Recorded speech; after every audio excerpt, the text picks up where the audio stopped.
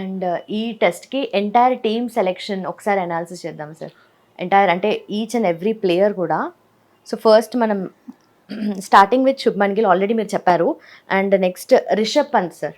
రిషబ్ పంత్ గురించి తన పర్ఫార్మెన్స్ ఎలా ఉండొచ్చు? రిషబ్ పంత్ టెస్ట్ మ్యాచ్ల్లో హీఈస్ అవర్ బెస్ట్ ప్లేయర్. ఇప్పుడు ఉన్న ఈ టూర్కి వెళ్తున్న ప్లేయర్స్లో టెస్ట్ యావరేజ్ అతనిదే బెస్ట్ ఉంది, 41 ఉంది. మిగతా అందరు యావరేజ్ 30s ఉంది.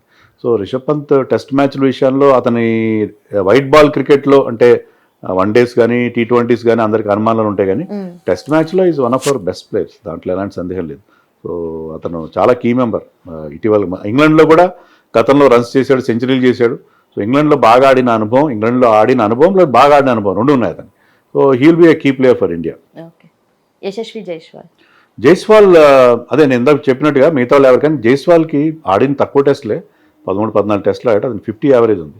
So he has scored runs in Australia, ఎక్కడికి వెళ్ళినా రన్స్ చేశాడు. సౌత్ ఆఫ్రికా తప్ప అన్ని చోట్ల రన్స్ చేశాడు. సో జైస్వాల్ చాలా కీలకమైన మెంబర్ మనకి. అతను మనకి మంచి స్టార్ట్ అందిస్తే, అతను స్టార్ట్ కూడా ఎలా ఇస్తాడు, చాలా ఎక్స్ప్లోజివ్గా ఇస్తాడు, చాలా అగ్రెసివ్గా ఆడతాడు. అతను చాలా కీ మెంబర్ అవుతాడు మన team. And also KL Rahul ఏ టీంలో ఉన్నా తన పర్ఫార్మెన్స్ తన బెస్ట్ అయితే ఇస్తాడు. సో ఇప్పుడు ఎలా? కేఎల్ రాహుల్కి ఒక పర్మనెంట్ నెంబర్ ఇవ్వాలి. అతను కొన్నిసార్లు మిడిల్ ఆర్డర్లో ఆడిస్తారు, కొన్నిసార్లు ఓపెనర్గా ఆడిస్తారు. అలా కాకుండా అతను ఓపెనర్గా ఆస్ట్రేలియాలో బాగా ఆడి ఓపెనర్గానే కంటిన్యూ చేసి అతనికి ఆ కాన్ఫిడెన్స్ ఇస్తే అతను 5 టెస్ట్ మ్యాచెస్ ఆడతాడు ఈసారి. చాలా ఇంపార్టెంట్ ప్లేయర్ మనకి. సో అతను కూడా చాలా కీలకం. గతంలో కంటే ఇప్పుడు అతను ఒక బెటర్ మైండ్ సెట్తో ఉన్నాడు. ఐపీఎల్లో కానీ అతను ఆస్ట్రేలియా ఆడడానికి అతను మళ్ళీ కంబ్యాక్ అవుతున్నాడు టీమ్స్లో. సో అతని నుంచి కూడా చాలా ఎక్స్పెక్టేషన్స్ ఉన్నాయి మనకి. Okay. And Sai Sudarshan is a very good talent. అతను ఫస్ట్ క్లాస్ రికార్డ్ పెద్ద గొప్పగా ఏం లేదు, కానీ అతను technically very sound player, left hander. So అతను నెంబర్ 3లో ఆడితే ఏంటంటే మనకి ఆ లెఫ్ట్ రైట్ కాంబినేషన్ వస్తుంది. అతను డెఫినెట్గా క్లిక్ అవుతాడు, ఎందుకంటే ఇంగ్లాండ్ కౌంటీలో కూడా ఆడి ఒక 6-7 సెంచరీలు చేసిన ఎక్స్పీరియన్స్ ఉంది అతను. సో అక్కడ కండిషన్స్ బాగా తెలుసు కాబట్టి అతని మీద చాలా హై ఎక్స్పెక్టేషన్స్ ఉన్నాయి మనకి. ఓకే. అండ్ రవీంద్ర జడేజా ఇంగ్లాండ్లో కూడా బాగా పర్ఫామ్ చేశాడు, అది విత్ ద బ్యాట్ అండ్ బాల్తో కూడా అతను. ఎందుకంటే ఇప్పుడు అశ్విన్ కూడా లేడు కాబట్టి అతను ఓన్లీ స్పిన్నర్గా ఉంటాడు. అతను నుంచి చాలా ఈ టీంలో చాలా మోస్ట్ ఎక్స్పీరియన్స్ ప్లేయర్ అతనే.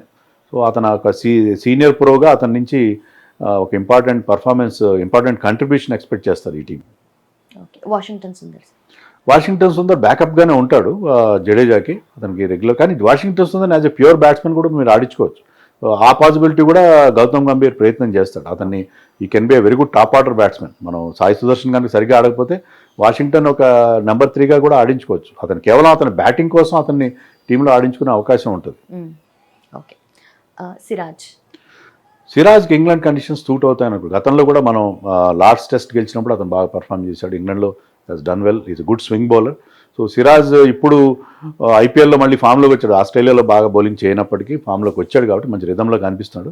అతని పేస్ కూడా పెరిగింది రీసెంట్ ఐపీఎల్ పర్ఫార్మెన్స్లో. ఈజ్ డన్ వెల్ కాబట్టి సిరాజ్ చాలా ముఖ్యమైన బౌలర్ అవుతాడు మనకి ఈ సిరీస్లో. ఓకే. ప్రసిద్ధ్ కృష్ణ గతంలో ఇప్పుడు టెస్టులు బాగా ఆడలేదు, వేరే ఆ రకంగా అన్ని రకాలు బాగా ఆడుతున్నా. ఐపీఎల్లో ఈసారి అతను అద్భుతంగా పర్ఫామ్ చేశాడు. But I think Prasidh Krishna నుంచి కూడా మనం ఎక్స్పెక్టేషన్స్ పెట్టుకోవచ్చు. But I think Prasidh Krishna కంటే కూడా ఒకవేళ 4th ఫాస్ట్ బౌలర్గా మనం అనుకుంటే I would prefer Harshdeep Singh. ఎందుకంటే హర్షదీప్ సింగ్ ఇది లెఫ్ట్ ఆర్మ్ పేసర్. మనం ఫాస్ట్ బౌలర్స్ అందరూ కూడా రైట్ ఆర్మర్స్ కాకుండా హర్షదీప్ ఆడిస్తే బాగుంటుందని నేను ఎక్స్పెక్ట్ చేస్తాను. ఓకే. అండ్ ఆల్సో సార్ ఇప్పుడు రీసెంట్గా విరాట్ కోహ్లీ అండ్ రోహిత్ శర్మ కూడా రిటైర్మెంట్ అనౌన్స్ చేసినప్పుడు కూడా వచ్చాయి దట్ గౌతమ్ గంభీర్ వల్లనే కొంచెం జరిగింది థింగ్స్ అన్నీ కూడా అని చెప్పేసి. సో అది ఎంతవరకు మనం అనుకోవచ్చు అండ్ నెక్స్ట్ ఎలా ఉండబోతుంది? అంటే మనం ఓన్లీ ఈ విషయంలో మన ఊహాగానాలు మాత్రం, మన గెస్ మాత్రం చేయాలి. యాక్చువల్గా ఏం జరిగింది అక్కడ, what transpired between those 2 players and BCCI management అనేది ఎవరికి తెలియదు. వాళ్ళంతా వాళ్ళు రిటైర్ అయ్యారా లేకపోతే వాళ్ళని బలవంతంగా రిటైర్ చేశారనే ప్రశ్న మనకి ఎప్పుడు వెనాడుతూనే ఉంటుంది, అన్లెస్ వాళ్ళంతా వాళ్ళు ఓపెన్గా చెప్తే తప్ప. బట్ ఏదో జరిగిందో అన్న ఫీలింగ్ అయితే ఉంది ఫ్యాన్స్లో, ఆ బిట్టర్నెస్ అయితే ఉంది. గౌతమ్ గంభీర్ని ఒక విలన్గా చూస్తున్నారు.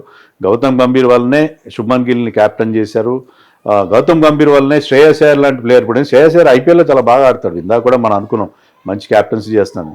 అతని టీంలో తీసుకోపోవడానికి కూడా గౌతమ్ గంభీర్కి అతను పడదు కాబట్టి సో గంభీర్ని ఒక విలన్గా చూస్తున్నారు ఇప్పుడు.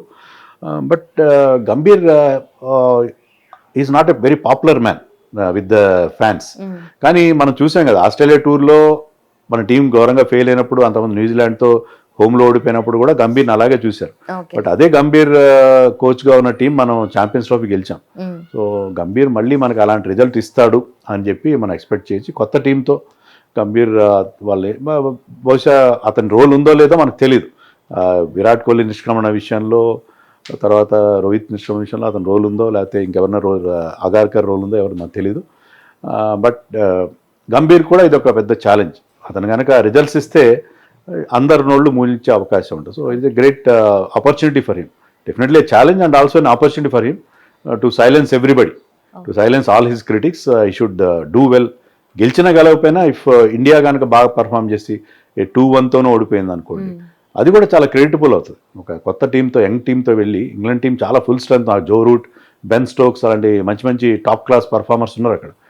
ఈ యంగ్ టీం వెళ్ళి వాళ్ళకి మంచి ఫైట్ ఇస్తే that is more than a moral victory.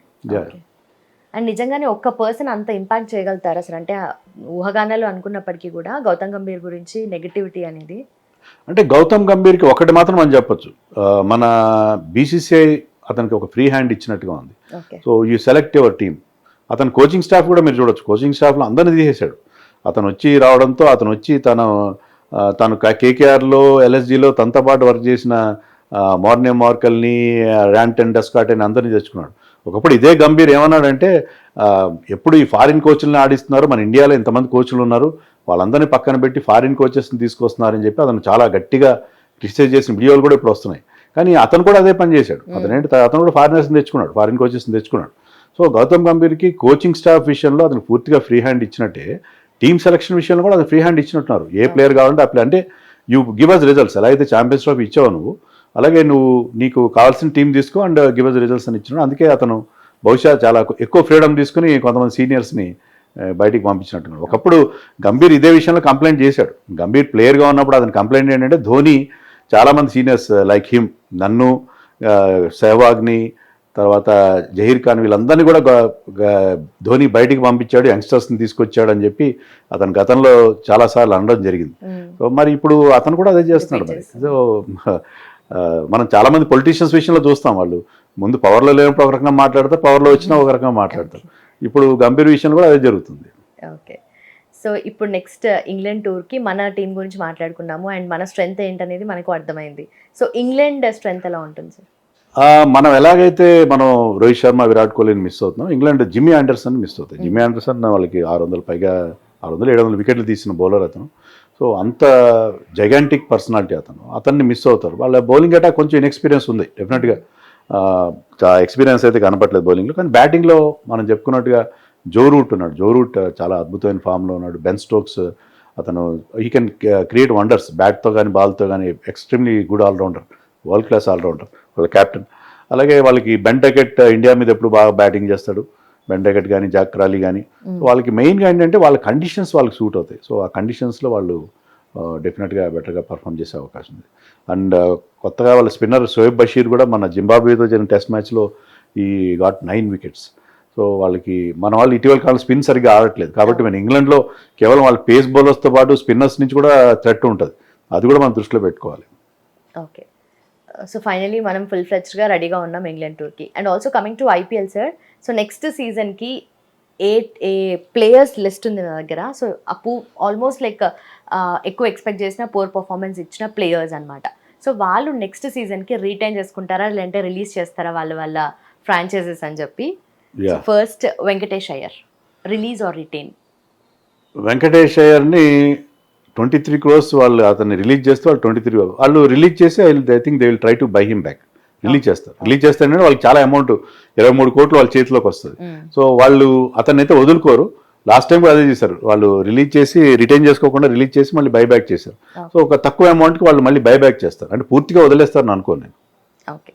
Rishabh Pant విషయంలో కూడా అదే జరగచ్చు. రిషబ్ పంత్ విషయంలో కూడా అతను మళ్ళీ ఆక్షన్లో పెట్టి మళ్ళీ బైబ్యాక్ చేసే ప్రయత్నం చేస్తారు. లేకపోతే బట్ నేను అనుకోవడం వాళ్ళు అతన్ని రిటైన్ చేసుకుంటారు. ఎందుకంటే క్యాప్టెన్ని మీరు వదిలేస్తే it gives wrong signals. So కష్టమైన భారమైనా సరే అతన్ని రిటైన్ చేసుకుంటారని అనుకుంటున్నాను. Okay. Rahul Tripathi will be released without any doubt. Deepak Hooda same. Okay. Ravichandran Ashwin Ravichandran Ashwin కూడా ఐ థింక్ ఈ ఐపీఎల్ ఇప్పుడున్న దీనికి అతను సూట్ కావట్లేదు, అతను కూడా రిలీజ్ చేస్తారని అనుకుంటున్నాను. Okay. Vijay Shankar, course definitely release. Karun Nair. Karun నాయర్ని రిటైన్ చేస్తారు. ఓకే. షమీని కూడా రిలీజ్ చేస్తారు. షమీ విషయంలో ఎందుకంటే అతని ఫిట్నెస్ ప్రాబ్లం ఉంది. షమీ ప్లేస్లో మరొక బౌలర్, అది చాలా కాస్ట్లీ పరిణమించింది. ఎస్ఆర్హెచ్ ఫెయిల్యూర్కి one of the reasons is Shami's poor bowling. So షమీని అయితే రిలీజ్ చేస్తారు. ఓకే. మార్కస్ స్టోయినిస్ రిటైన్ చేస్తారు. ఎందుకంటే ఇలాంటి ఆల్రౌండర్స్ ప్రతి మ్యాచ్ కాకపోయినా ఆడిన రోజున చాలా బ్రహ్మాండంగా ఆడతారు కాబట్టి ఐ థింక్ శార్దుల్ ఠాకూర్ని రిటైన్ చేస్తారు. శార్దుల్ ఠాకూర్ పెద్ద అమౌంట్ ఏం తీసుకోలేదు కాబట్టి, because he came very cheap, so అతను రిటైన్ చేస్తారు. Kuldeep Yadav, no doubt about it. Kuldeep Yadav is India best spinner. ఈ సీజన్లో లాస్ట్లో కొన్ని మ్యాచ్లు బాగా ఆడిపోయి Kuldeep Yadav will be retain without any doubt. Okay. Phil Salt, no doubt. Phil Salt is a star. Retain. Okay. So finally ఇప్పుడు next coming up matches sir, ఎవరు గెలిచే అవకాశాలు ఉన్నాయనేది జస్ట్ మీరు ఎవాల్యుయేషన్ క్యాల్కులేషన్తో చెప్పారు, బట్ మీకేమనిపిస్తుంది ఫైనలీ ఎవరు కప్పు కొడతారని చెప్పి? అంటే మీరు బౌలింగ్ బ్యాటింగ్ అన్నీ చూసుకుంటే ఎక్కువ లోపాలు లేని టీమ్స్గా నాకు ముంబై అండ్ ఆర్సీబీ కనిపిస్తున్నాయి. అటు బౌలింగ్లో బాగున్నారు, బ్యాటింగ్లో బాగున్నారు, మిడిల్ ఆర్డర్లో కూడా వాళ్ళకి ఆ స్ట్రెంగ్త్ ఉంది, ఫినిషర్స్ ఉన్నారు. మీకు గుజరాత్ తీసుకుంటే వాళ్ళు టాప్ హెవీ ఉన్నారు, టాప్ బ్యాటర్ మీద డిపెండ్ అవుతారు. ఈవెన్ పంజాబ్ కూడా వాళ్ళిద్దరు వాళ్ళ టాప్ 3 వాళ్ళ ఓపెనర్స్ అండ్ శ్రేయస్ అయ్యర్ మీద ఎక్కువ డిపెండ్ అవుతారు. బౌలింగ్లో కూడా ఒకరిద్దరు వీక్ బౌలర్స్ ఉన్నారు వాళ్ళు. సో ఆ రకంగా తీసుకుంటే Mumbai and RCB are more stronger than other teams అని నాకు అనిపిస్తుంది. So most probably RCB versus Mumbai ఉండబోతుంది. అది మనం చెప్పలేము, ఎందుకంటే ముంబై లాస్ట్ మ్యాచ్ ఆడిన తీరు చూస్తుంటే అది చెప్పలేం. కానీ బట్ ఆ 2 టీమ్స్ అంటే ఆన్ పేపర్ అట్లీస్ట్ ఆ 2 టీమ్స్ స్ట్రాంగ్గా కనిపిస్తున్నాయి compare to the other 2 teams. Okay, perfect sir. Thank you so much for your time sir. Thanks again. Hit TV app, ఇందులో short news, live news, entertainment shows, movies, digital magazines తో పాటు మీ జిల్లా వార్తలను కూడా ఫ్రీగా చూడొచ్చు. ఇంకెందుకు ఆలస్యం, వెంటనే హిట్ టీవీ యాప్ ని డౌన్లోడ్ చేసుకుని ఫ్రీగా ఎంటర్టైన్మెంట్ పొందండి. Hit TV app. Hit TV app. Please download hit TV app. Hit TV యాప్ని ఫ్రీగా డౌన్లోడ్ చేసుకొని ఎంజాయ్ చేయండి. మీకు నచ్చిన ఎంటర్టైన్మెంట్ కోసం హిట్ టీవీ యాప్ ని ఫ్రీగా డౌన్లోడ్ చేసుకుని ఎంజాయ్ చేయండి. హిట్ టీవీ యాప్ ని డౌన్లోడ్ చేసుకుని ఆస్వాదించండి, ఆశీర్వదించండి. ఇంతమంది సెలబ్రిటీలు హిట్ టీవీ యాప్ ని డౌన్లోడ్ చేసుకోండి అని చెప్తున్నారంటే ఎంత మంచి యాప్ ఆలోచించండి. అమెరికాలో చదవాలనుకునే వాళ్ళకి విశ్వసనీయమైన పేరు మన శౌర్య కన్సల్టెన్సీ. UK లో 1 year masters, UK లో 1 year masters, 2 years work permit up to 5 years visa. Contact Saurya Consultancy. Contact 89851 89851.